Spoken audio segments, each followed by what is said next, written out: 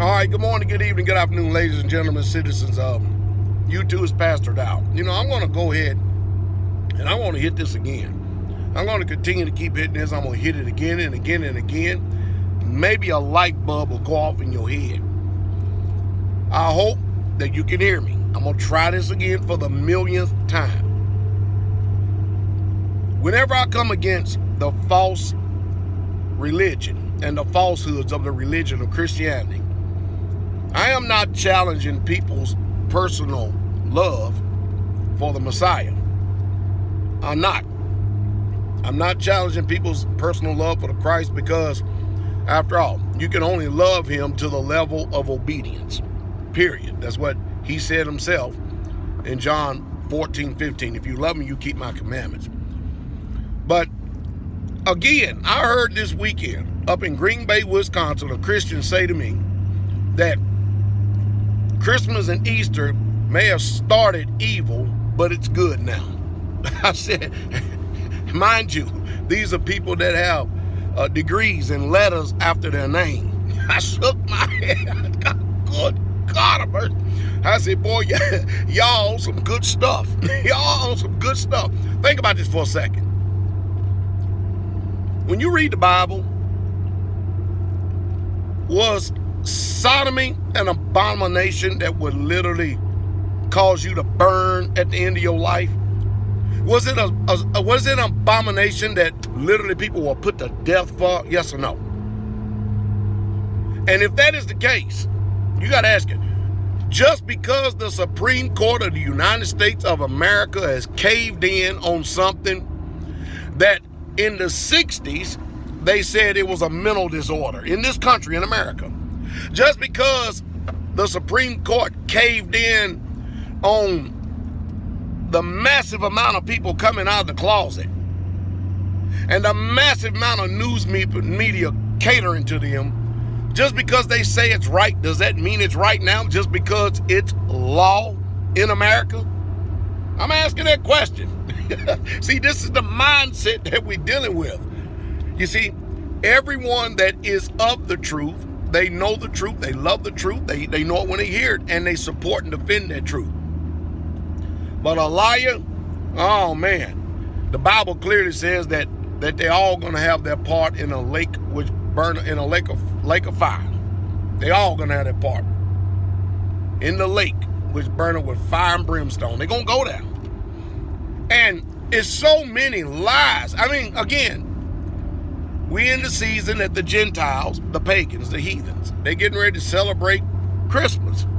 I put a video up on YouTube of this white woman really breaking it down to the best I have ever heard it broke down. You know what? It means nothing to these people today, because everyone is of the truth, will come to the truth, they'll do the truth. These people are so deceived, and they're so manipulative. And what's amazing to me is you got a people who have taken my people's book, my people's culture, my people's religion. They turn around, enslave us, beat us, sodomize us, rob us, rape us, separate families, and then they turn around and tell us, here, this is the irony of it, the way that we should worship and the way that we should comprehend and read and understand, which if anybody had any sense whatsoever at all, and I'm not saying that people got it today, because the thing that used to be common is uncommon. There ain't no such thing as common sense no more. If they had any sense whatsoever at all, they would be able to ascertain. I'll give you an example, okay? All right? Over in Exodus chapter 20, verses 8 through 11. It says, remember the Sabbath day to keep it holy. 6 days shalt thou labor and do all thy work, but the seventh day, listen to this, I'm going to stop and slow down for a minute. But the seventh day, now here it is, you listening, is the Sabbath of the Lord thy God. Did I say that clear enough? Is the Sabbath of the Lord thy God. You go over to Mark 2:27, 2:28, you know what it says? And the Sabbath man was not made for the Sabbath was made for man. Therefore the Lord is the Lord of the Sabbath day. Is that not saying the exact same thing that it says over in Exodus? So where in the hell is damn Sunday come from then? And see, and what I'm finding out, the reason why these Christians get irritated, because see, when you're in an arena where everybody believes the same thing, all they do is argue over apologetics. That's all they do. But when you're outside of that arena, you use the book that they're using, which come from my people, and then you telling them how wrong they are. They get irritated at that because nobody in their arena tells them how wrong they are. Now, I had another guy try to convince me that eating pig was clean. I told him, I said, brother, don't get me wrong, you are Gentile. I said, I'll find some roadkill out here. I'll give it to you. Eat it. Have all you want. But brother, if you are an Israelite, you have laws that you have to obey. And you can't be going around eating anything unclean because Yah has not designed us for that. Now, you Gentiles, you pagans, you heathens, you go out there and slop up all the snake, the rattlesnake, the coon ass, the skunk, the lizard, octopus, owls, and every damn thing else that crawls and creeps on earth. Eat the hell all you want. But you know this. You heard from an Israelite. Because in Isaiah 66:17, you know what the book says? Those that eat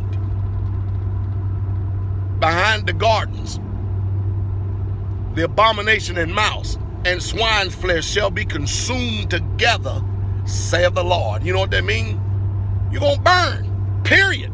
Now, try to tap dance around all that. Then I had somebody tell me straight up that the vision over in Acts chapter 10, that Peter rebelled against the Messiah when he told him to kill and eat. I said, I'm done. I'm done. Verse 28 of Acts 10 tell you clearly that it said, and Peter said that Yah showed me. How did he show him? He showed him through the vision that I should not call any man common unclean. It's crazy. It's comical. It's chaotic. It's nonsensical. It's just sad. But hey, the blind lead the blind, and they both shall fall into the ditch. Now that's the truth. So, and these people have become the leaders of the blind. So you Christians, you're a bunch of blind asses out there. That's what y'all are. And hey, you're both gonna go to the pit. Period. I don't care. Sing kumbaya. Try to put Jesus in Christmas. Do all that mess. It's going to be a sad day when you wake up. Believe all these people who can live immoral, unrighteous, immoral. They have a death experience and they come back and say, oh, I went to heaven, but you breaking the commandments. Yeah, but you went to heaven, huh? Boy, guess who is the master at giving you lying signs and wonders? You're going to break the commandments, but all throughout the book, if you're going to love him, you got to keep him. It's utterly amazing. You're a sodomite, but you had a vision that you was in heaven with Jesus and in a car accident, and then all of a sudden the breath came back in your body, and now you can continue on in your sodomy. I don't know what the hell y'all listening to. Y'all out of your mind. Y'all lost it today. This Ritalin, these vaccines, these GMOs, and these chemtrails have all but fried y'all mind. It's y'all fried. Y'all fried, died, and laid to the side and done for. I'm serious. There is no talking to someone who have a reprobate mind. And that's what it is. Y'all have a reprobate mind out there today. My suggestion is you come out. Really, if you want to save yourself, come out of her and be separate. Don't touch the unclean thing, and the Most High Yah will receive you. That's what I would do. I would just simply come out of her. Because if you don't come out, you're going to stay blind. That's all there's to it. Now, what I just got finished doing is showing you, even though you may consider me rude in speech, yet I'm not in knowledge. I just got finished throwing you a lifeline. I just threw so much truth on you that only an intellectual prating fool would disagree with what I'm saying. Because I've said nothing that is anywhere remotely close to a lie. But these fairy tales you've been reared on all your life, they're lies. Valentine's Day, birthdays, Christmas, Easter, Sunday, all of them are flat out lies. You don't believe me? Go in there and see if there's anything in the Bible that speaks about them. Oh yeah, let me answer this. PastorDowell, do you celebrate Purim and Hanukkah? No, because not one prophet, not even Yah himself, give us instructions or have they ordained it? So no, I don't. Anyway, y'all blessed day.